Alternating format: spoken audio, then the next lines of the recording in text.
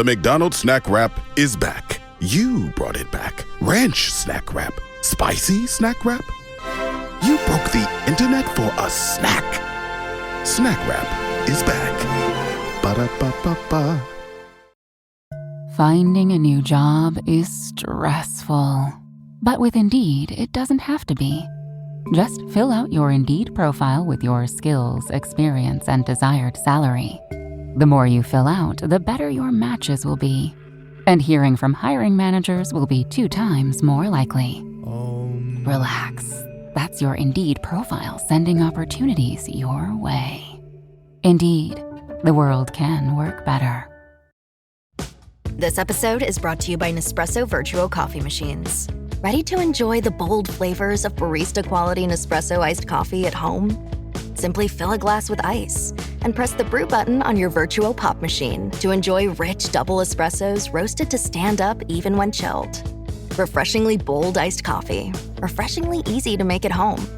Visit Nespresso.com to shop now. Welcome to the New Books Network. I'm Chris Holmes, and this is Burned by Books. Here you'll find interviews with writers you already love, like Jennifer Egan and Rebecca Mackay, mixed in with up-and-coming voices like Alexandra Kleeman and Ruman Alam. You'll find us wherever you listen to podcasts, but check out previous episodes at burnedbybooks.com and on Instagram and Twitter at burnedbybooks. Let's start the show. When Rudy Coyle, the protagonist of Callie Fiedorik's debut novel, Atta, finds himself pushed out of the family bar in Queens where he had been working, he is set adrift into parts of New York City that are as foreign to him as another country. Rudy's desperation and survival instinct kicks in and puts him in a doorman uniform at a Park Avenue apartment building, where he is pulled into the gravity of a powerful financier, Jake Cohen, whose family business is selling taxi medallions. As Rudy becomes enmeshed in Jake's family and his business dealings, he is increasingly drawn into a world of crime and violence that preys on the very people that Jake insists that his business has lifted up out of poverty and precarity for generations. The relationships that Rudy builds with the family are in constant tension with his activities with Jake and the vestigial remains of the once legendary taxi business. A distinctly New York City novel of class frictions and criminal enterprises, Atta has been aptly compared to the work of Richard Price for its vernacular play and gritty urban realism. But it is a novel that also has roots in older vernacular forms, the novel of the 18th and 19th century, that asked many of the same questions about families of different means, aching for connection and desperate for survival. It is a novel to swallow whole and remember long afterwards. Callie is the winner of a Pushcart Prize and an alumna of the Center for Fiction, Susan Camille Emerging Writer Fellowship. Atta is her debut novel. She lives in her native New York City with her family. Welcome to Burned by Books, Callie. Thank you so much for having me. I'm very pleased to be here. Did you always imagine yourself writing this kind of New York novel? And were there particular literary influences that led you there or really sort of changed the way you wanted to come at the New York novel? Well, I was born and raised in Manhattan. I'm now raising my own kids there. I've lived in New York City my whole life. So there was simply no avoiding New York City as a source of inspiration and contention. You know, I've got a couple bones to pick with the place by now. Quite a bit of fuel to burn off about it. So even though there's definitely no shortage of New York City novels, I sense that I had something new and different to contribute. I wanted to showcase a slice of the city that doesn't get a lot of play in contemporary literature, the area around Penn Station and Times Square, namely.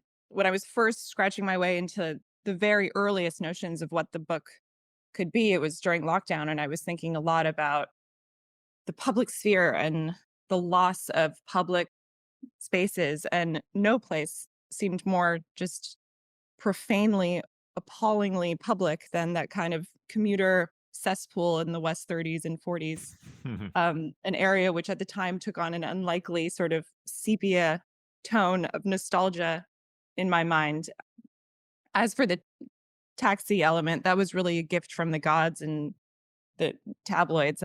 The boom and bust of the medallion industry struck me as just a really underexplored and underused motif and a really intriguing metaphor for urban inequality. And, aside from that, it also had a bit of cinematic flair. It had a kind of Scorsese-esque sex appeal that I just thought would play well in fiction. Mm. As far as actual references and influences in New York writers, many names were huge for me. Pete Hamill and Damon Runyon, Richard Price, Tom Wolfe. There's something in the way that Zadie Smith writes about London, just this like the granular authenticity of it that I wanted to try to emulate. Yeah, Mm, her whole sort of long tradition now with NW and the northwest of London is really has set quite a standard for writing the city. Absolutely. Yeah, NW was big in my mind. And then this might be in the running for most comped book of the last decade, but Fleischman is in Trouble was big. Mm. The way she writes about just the hamster wheel of success and the particular angst of upper middle class New Yorkers is really sensitive and winsome and funny.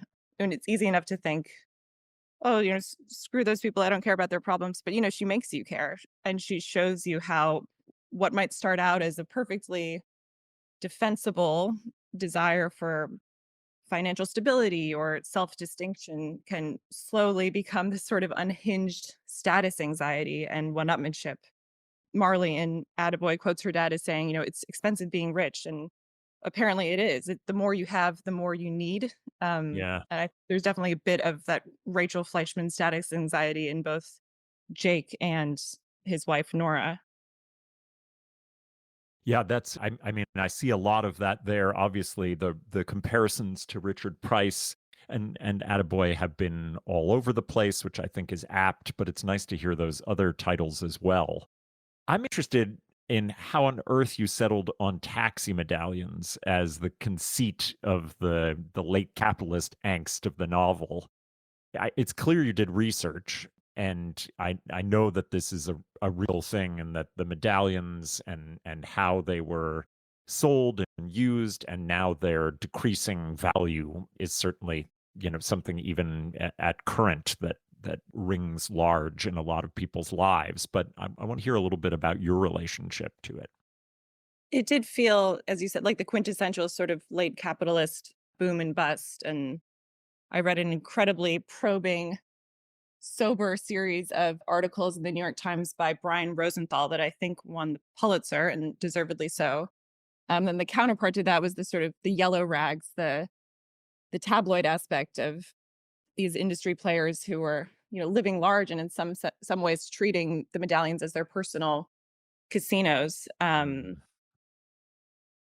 yeah, it just seemed like, as I said, just such an apt distillation of the grit and glamour of the city, and the worst and best of the American instinct. There's when times were flush, there's this sort of come one, come all sensibility, and then when Uber flooded in and stormed the castle and the medallion bubble burst, people were clawing back their assets. And I think the self-preservation instincts, the worst instincts of people were on display. And Jake is at the center of that. Rudy's story feels like a very particular kind of American story, one without the veneer of bootstraps and an individual's hard work pulling one out of poverty. Did you find yourself telling a counter story of the American manifest destiny? And did that sort of lead you into kind of new understandings of how that narrative about the American story is crafted and made? It's a really interesting and big question.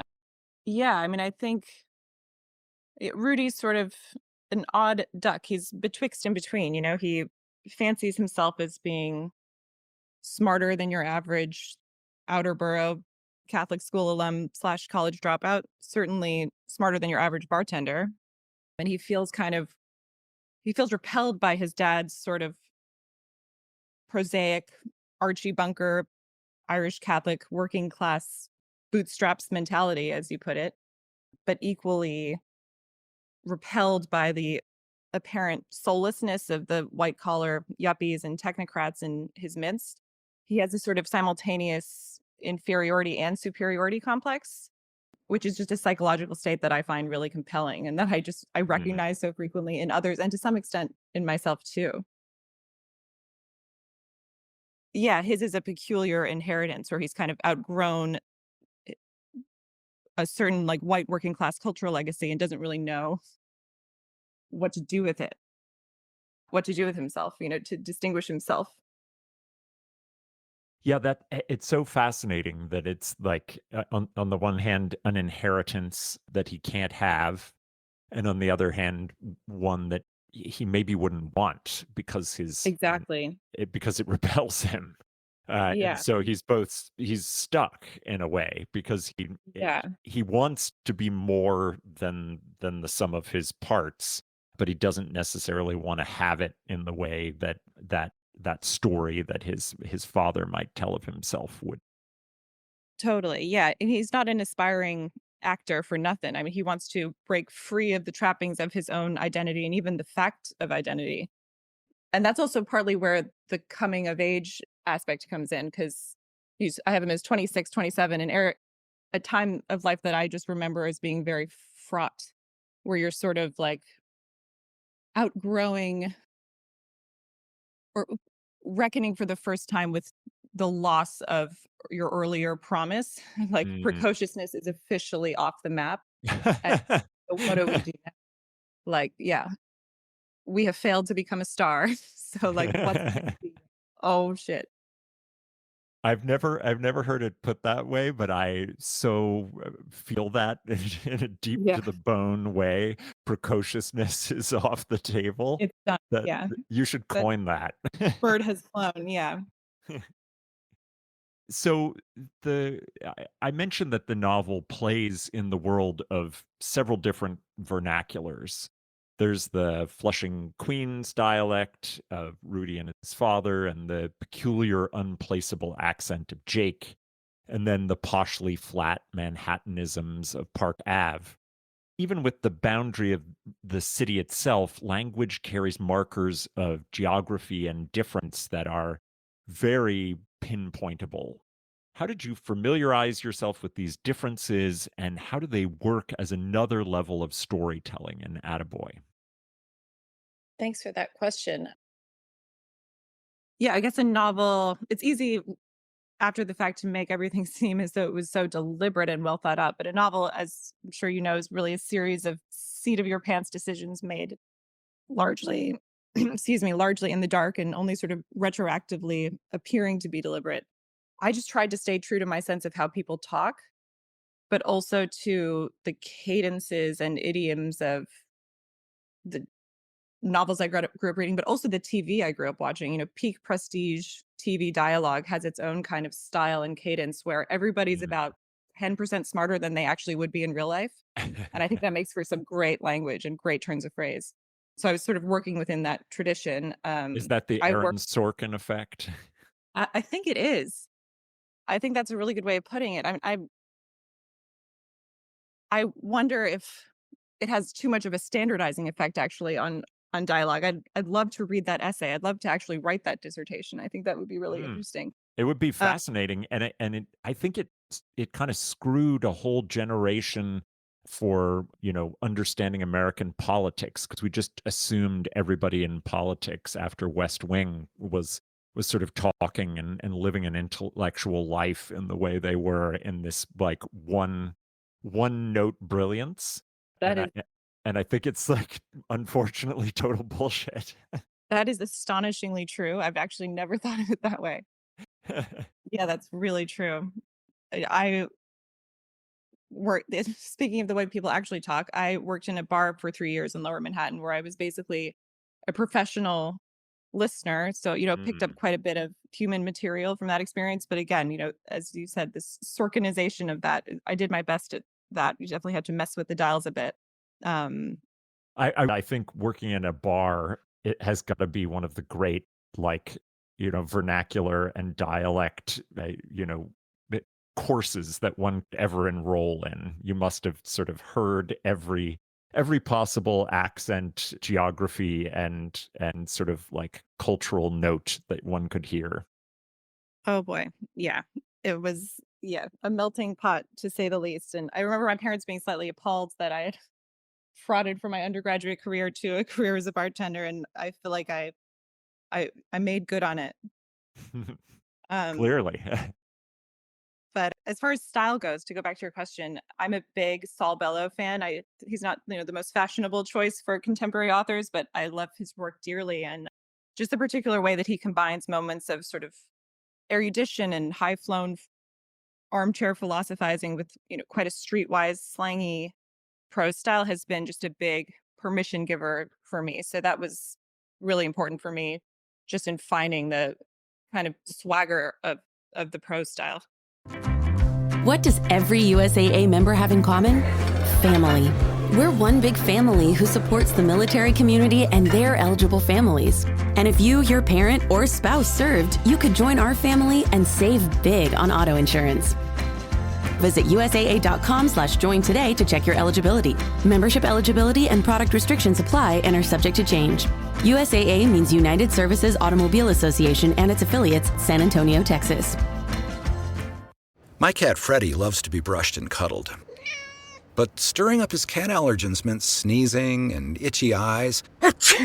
Then I found Purina One Live Clear. It's cat food that reduced the major allergen and my suffering in as little as 21 days. Now, we feel closer than ever. If you have issues with cat allergens, you really need to try Purina One Live Clear. Try new Purina One Live Clear today. Purina One, a difference from day one. You don't hear Saul Bellow like called out as a style influencer as much anymore, but I think that's a hot take worth revisiting, because Yeah, certainly that what you're talking about, that high low philosophy mixed with a kind of on the street level way of having a realism in dialogue and talk is pretty one of a kind in Bellow. absolutely. Yeah. And then he's been given, so much shit, understandably and deservedly, for his, quite narrow, you know, gender and racial understanding of the world. But I think all the more reason to revisit his style and to update and expand it. Hmm. Nora, Jake's wife, is an interesting inverse or even foil of Jake. While Jake's glad handing and populist charm reveals itself as useful disguise, Nora's at first chilly and aloof exterior prove a facade to protect against the dangers of Jake's world. And Rudy must learn to contend with both these kinds of masks. Can you talk about the way that husband and wife work as foils? Interesting. Yeah, I think Jake and Nora are a classic case of, it'd be crude to call it a marriage of convenience, because I think there was, back in ancient times, probably a spark of genuine attraction and charm there. Weathered though it's been by the years, they're each seeking in the other something missing from their childhood or background. Nora had quite a hard scrabble, fatherless existence in the boonies of New Jersey, and sees in Jake sort of a protector and, also just quite a fun loving, garrulous figure to sort of explain the world to her. Hmm. Um, and, by the time the novel's action begins to unfold, she's getting damn sick of him explaining the world to her and would like to find out a thing or two for herself. And I think Jake sees Nora, as you put it, as, or as Rudy puts it too, as kind of like Shiksa goddess arm candy, sort of an icy Hitchcock blonde, the Hmm. wooing of whom is a bit of an FU to the WASP establishment that Jake's simultaneously dismissive and envious of. That's real. But yeah, as I think, oh, I'm sorry. No, finish your thought. As I think becomes clear pretty early on, it's not a spoiler, is, they're hurtling towards a real reckoning in their marriage. Yeah, to say the least. Yeah, that both Marley and Rudy have kind of a front seat to. Yeah, speaking of Marley, Jake and Nora's daughter, she is this wonderful combination of young and experienced, even naive at times, while having these just kind of brilliant insights, especially into her father, that others sometimes fail to see. She's also Yeah. uniquely thrown into the center of controversies and personal tragedies related to her father's business. How did her youthful wisdom help you develop the arc of the plot? Cool. That's a great question. Yeah, Marley is 13 going on 14, coming up in a world of just perverse and, as it turns out, ill-gotten privilege. She was partly autobiographical. I mean, my family is very different, but I did go to private school in New York City with, the scions of men not unlike Jay Cohen. And I remember 13, speaking again of the coming of age, 13 and 26 were both big years for me. I just remember 13 going on 14 is quite a tender time, painful in all the usual ways. And I see Marley actually as like maybe an aspiring writer or a filmmaker. And it was important to make her outwardly nondescript. Like, I remember how pained That's interesting. experience of aspiring writerhood is at that age and how abstract the apparent release of your creativity can feel. Like, you look around your classroom and, this kid's great at guitar and that girl's great at lacrosse and little Kevin's a math genius. And as a writer, you sense maybe have some special facility with words or like some depth of perception or sensitivity that's a bit more nuanced than the person sitting next to you. Mm. But there's no way to actually use those talents in any actionable way until you're like well into your late 20s. It's just such a painful, boring waiting game, waiting to self-actualize and to find your voice. It's not Um, good for parlor tricks either. Like if you're good at like math and sciencey things, you can like, get a lot of attention at parties and being a writer is the opposite, I think, at a young age, definitely. Totally. I couldn't even tell jokes because I would rather write them down. Um, I think Marley senses intuitively or is getting the sense that her intellect can, you know, not only afford her a sharper perspective on her father and his ill-gotten wealth, but may someday actually allow her to transcend this world of like banal materialism that she's inherited. She just doesn't know how yet.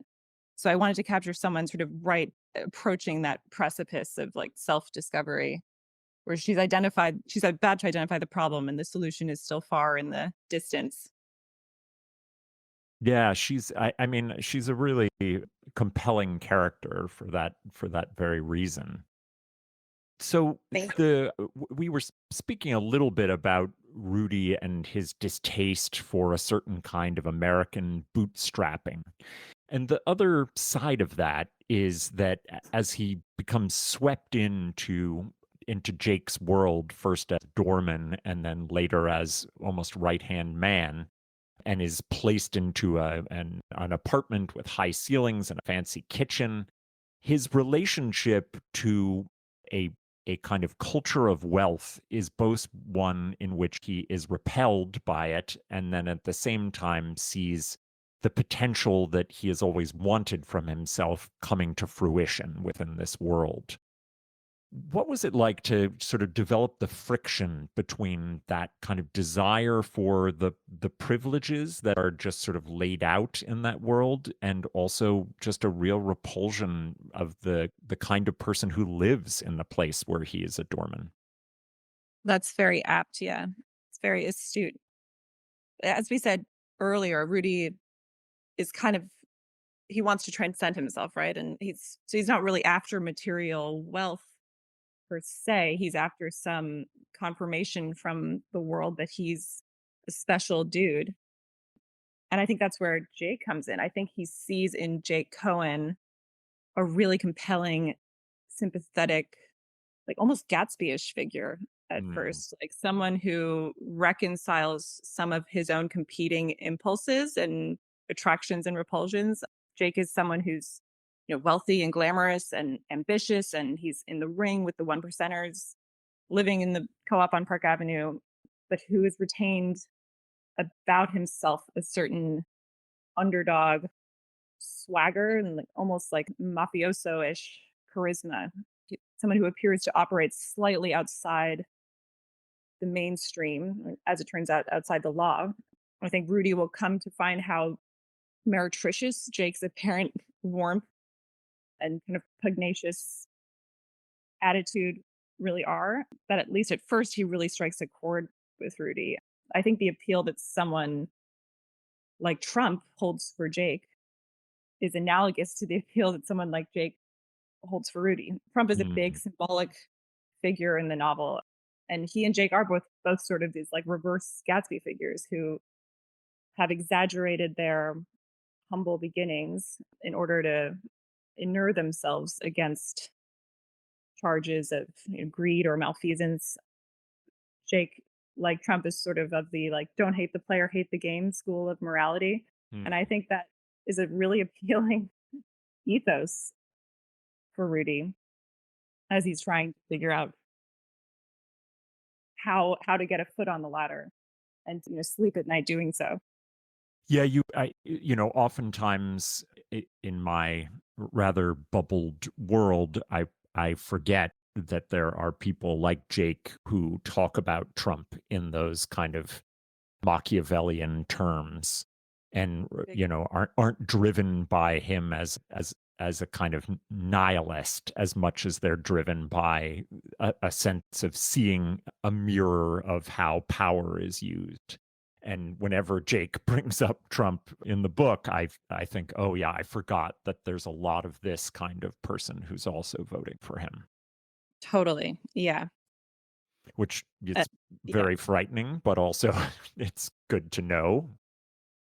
Yeah. And back to the canon of New York novels, I think Jake's a kind of New Yorker that doesn't get a lot of play in fiction. And I felt like I needed to contend with him. I needed to put that style of being front and center.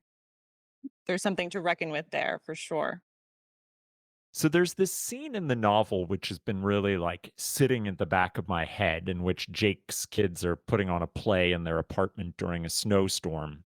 For me, it had such echoes of Fanny Price in Mansfield Park, another novel of ill-made family fortunes. And there's that famous scene in which Fanny is helping the children of the household put on an elaborate play, and they sort of put up a curtain and everything, and it's sort of like destroyed by the father's return. I wonder, is this an Easter egg? And if not, how did this particular scene come into existence for you? That's so interesting. 'Cause I feel like a bit of a dummy in that I've never read Mansfield Park and was not aware of the scene. I'm going to need to visit that one. You lost David Lodge's Hamlet game. Oh, wow. Yeah. I'm impressed that I had you convinced that I was laying such Easter eggs around. Um, I wanted to use that scene, first of all, to show to the reader that Rudy's actually a good actor. When someone's an aspiring artist or actor, I think the author needs to find a way to tip their hat to the audience. Like, oh no, he's actually good. He's not full of hot air. So that accomplished that in one sense. And then, I don't know, I guess Rudy does mention, they're like the landed gentry with their, putting on plays. And it just felt like such a distillation of how different his own childhood was from the Cohen children. Just a fun way to get everybody in the ring for a second. And also just to get Nora up and talking, because she's, quite a chilly, removed figure for much of the book.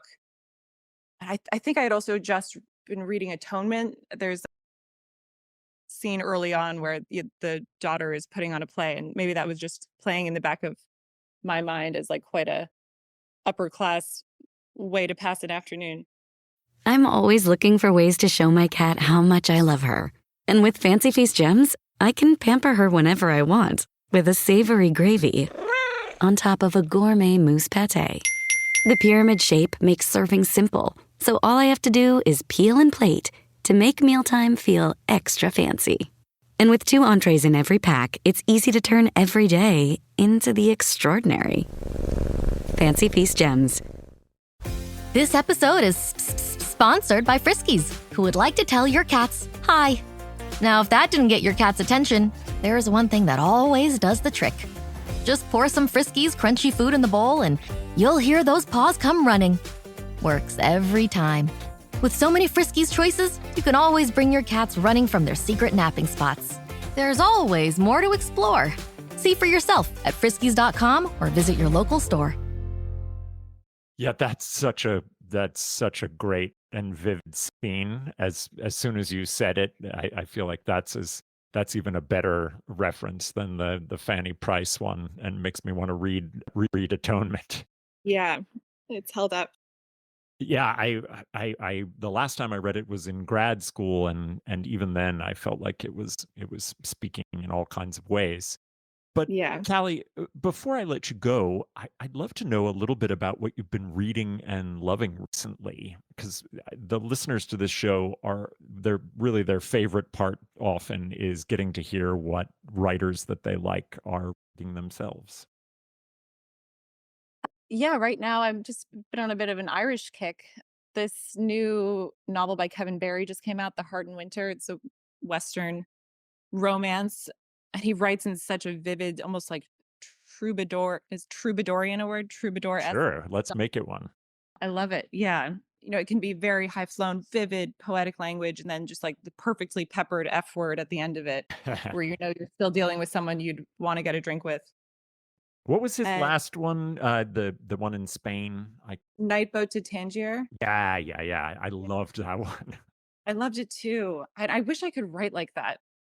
I really, Yeah. I just Oh wish my I could gosh. write in a more informal, ephemeral style. I just, all this sort of research heavy, scene heavy, schematic, heavily plotted work. It's just, I mean, I love doing it, obviously, but like I'd love to just sort of dare myself to write in that almost prose poemy style. I feel like Yeah, that'd be a lot of fun. it's halfway between like a spec sheet for a TV dialogue, Exactly. and a prose poem. But I don't know how he does it. It's you use the word like ephemeral, and it's just something magic. Yeah, I think I would find it hard to let go to that extent. Hmm. Um, and then I guess also on the Irish wavelength, Paul Murray's Beasting obviously got very well-deserved praise last year, but one of my favorite books is a novel he wrote that came out in 2010, Skippy Dies, that I recommend to everyone because it's just it's easy to many novels are called funny. More often I think funny novels are actually clever. They make you smirk, they make you go, but they rarely make you laugh out loud experience. That's But so this is true. a novel where I was actually in pain. I was laughing so hard. It's so It funny and about such a grim subject. right. Yeah. I He's teach a campus novel class, and I always want to include it, but it's so oh, damn long. that's so fun. Oh, what else do you have in your curriculum? It changes up all the time, but it has so Never Let Me Go, to Of Grow. course, It you're an has expert. Real Life, Brand Blur, Right. Secret History, um, great ones. I taught a recent novel by Daisy Florin, Innocent, which is a really great and Cool. complicated one. And Rebecca Mackay's I have. I've My husband just finished it. I've never seen him read a book so quickly. Oh yeah, it's so good. I mean, Rebecca's a friend of mine, and I love everything that she does. But that one is so great, and it's about a podcaster who also is a teacher. So I don't know, I hit It some has some, hit some yeah, notes it's a for me. little close to home. Yeah. Hopefully no murder involved. Yeah, No life definitely imitating art. less murder. Yeah.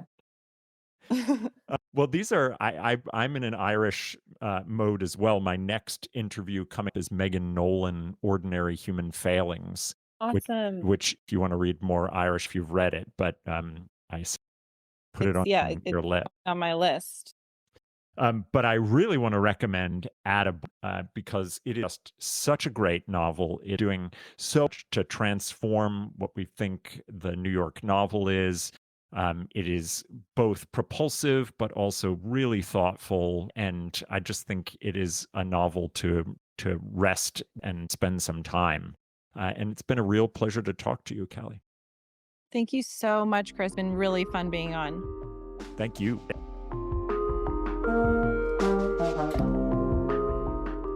Well, that's all from me for now. My great thanks to Callie Fiedorek for coming on to talk about her debut novel, Attaboy. You can find links to purchase Attaboy and all of Callie's recommended books at the website, burnedbybooks.com. There you'll find all of our previous episodes, links to buy a podcast t-shirt, and ways to get in contact.